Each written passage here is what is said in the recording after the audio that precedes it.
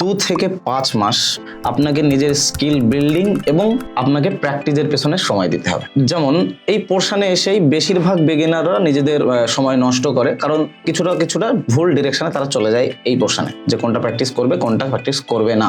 তো এখানে আমি বলবো একদম সহজ কথায় যে আপনারা নিজেদের ডিরেকশনটা এখানে কোনো কিছুতে চেঞ্জ করবেন না। যদি আপনি একটা জিনিস শিখছেন তো সেটার উপরেই আপনি ফোকাস করে শিখুন। যেমন কি হতে পারে, ধরে নিন আপনি শিখছেন সোশ্যাল মিডিয়া ডিজাইন, তার মধ্যে কি থাকতে পারে, কোনো অ্যাডস ডিজাইন থাকতে পারে, সোশ্যাল মিডিয়া পোস্টের ডিজাইন থাকতে পারে, কোনো রিলসের কভার হতে পারে, এবং হতে পারে কোনো ক্যারোজেল টাইপের ডিজাইন করতে পারেন। তো আপনি একটা নিশের মধ্যে থাকুন, ঠিক আছে, যে সোশ্যাল মিডিয়া ডিজাইন। কিংবা যদি আপনি একদম প্রথম দিকে ব্র্যান্ড আইডেন্টিটি ডিজাইন করতে চান, তাহলে সেখানে তার বেসিক্সের মধ্যে থাকুন, যে একটা লোগো ডিজাইন করতে, দেন তার কিছু কালার টাইপ ফেস কিভাবে সেট করতে হয়, এইসব জিনিসগুলো।